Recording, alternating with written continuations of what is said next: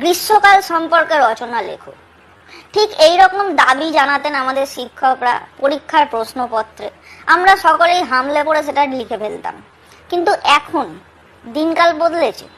আগে অন্যরকম গরম পড়তো, এখন অন্যরকম গরম পড়ে। ঠিক সেই কারণে আগে গ্রীষ্মকাল সম্পর্কে যেভাবে রচনা লেখা হতো, এখন সেভাবে লিখলে কিন্তু চলবে না। তাই এখন আধুনিক গ্রীষ্মকাল সম্পর্কে রচনাটা কি বলে দিচ্ছি। দেখুন, গরমকালকে শুধু গরমকাল বলে ডাকলে কিন্তু তার অপমান করা হয়। গরমকাল আসলে হচ্ছে একটা হারামজাদা কাল।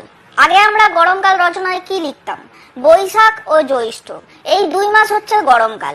কিন্তু এখন সালা শীতকাল বাদ দিয়ে সব কালই গরমকাল। আগে আমরা রচনায় লিখতাম যে সূর্যের তাপে নদী ফদি নালা ফালা খাল ফাল বিল ফিল পুকুর ফুকুর সব শুকিয়ে যায়। কিন্তু এখন কি লিখতে হবে? মানুষও শুকিয়ে যায়। গরমকাল পড়লেই টিভিতে বিভিন্ন রকমের বিজ্ঞাপন দেখানো শুরু হয়ে যায়। ধরুন, আপনি একটা ভীষণ ইন্টেন্স গুরুত্বপূর্ণ একটা সিরিয়ালের সিন চলছে, সেখানে দেখছেন নায়িকা হঠাৎ করে কালা হয়ে গেছে। সে কানে হাত দিয়ে সবার মুখের দিকে তাকিয়ে বলছে, আমি কিছু শুনতে পাচ্ছি না, আমি কিছু শুনতে পাচ্ছি না। হঠাৎ করে তারই মাঝে চুবতে জলতে গরমি কা মৌসম আয়া বলে একটা বিশাল রাগাশ্রয়ী একটা বিজ্ঞাপনের গান শুরু হয়ে যাবে। এরপরে কি শুরু হয়ে যাবে? পেপসি, থামস আপ, আইসক্রিম ফাইসক্রিম, হেনা তেনা ডিও ফিও সাবান ফাবান সবকিছু নিয়ে চলে আসবে বিজ্ঞাপন নিয়ে। মানে আপনি টিভিতে যাই দেখুন না কেন, আপনার টিভি দেখার মুডের ওপর পুরো ঘামাচি বসিয়ে দেবে।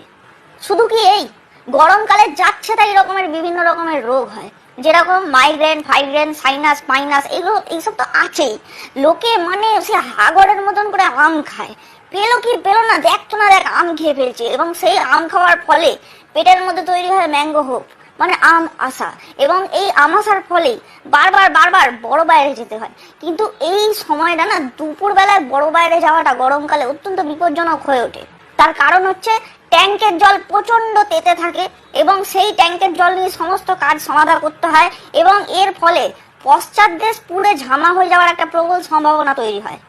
এই সমস্ত বৈশিষ্ট্য ছাড়াও গরমকালের আরো বেশ কিছু বৈশিষ্ট্য আছে। গরমকালে বহু মেয়েকে, বিশেষ করে যারা ডেলি প্যাসেঞ্জারি করে ট্রেনে বাসে, তাদেরকে কি করতে দেখা যায়? সকাল সকাল পুরো বেড কভারের মতন করে সারা মুখে মাথায় একটা বড় সাদা বা সেরকমই ছাপা ছাপা হালকা কালারের ওড়না পেঁচিয়ে ঘুরতে দেখা যায়। যেটুকু চোখের অংশ বাকি থাকে তার মধ্যেও তারা সানগ্লাস পরে নেয় এবং হাতে কনুই ফনুই দিয়ে পারলে প্রায় সেই বগল পর্যন্ত হাত মোজা পরে নেয়। দূর থেকে দেখলে মনে হয় মিশরের মমি হেঁটে আসছে, কিন্তু তাও তাদের দেখে ভয় করে না। গরমকালে মানুষ বহুবার চান করে, 1বার 2বার করে ঠান্ডা জলে, আর বাকি সময়টা নিজেদেরই ঘামে। মানুষ এই সময় প্রচন্ড প্রোডাক্টিভ হয়ে ওঠে, সারাদিন নুন জল তৈরি করছে। এই গরমকালই হচ্ছে সেই হাড় হাবাতে কাল, যে সময় মানুষ জানে যে গরমে পুরো কেলিয়ে যাব। সেই সমস্ত কিছু জেনেও এসো হে বৈশাখ এসো এসো বলে ঢং করে গরমকালকে ডেকে ডেকে আনে। গরমকালে বহু জনবহুল অনুষ্ঠান হয়, প্রচুর জমায়েত হয়।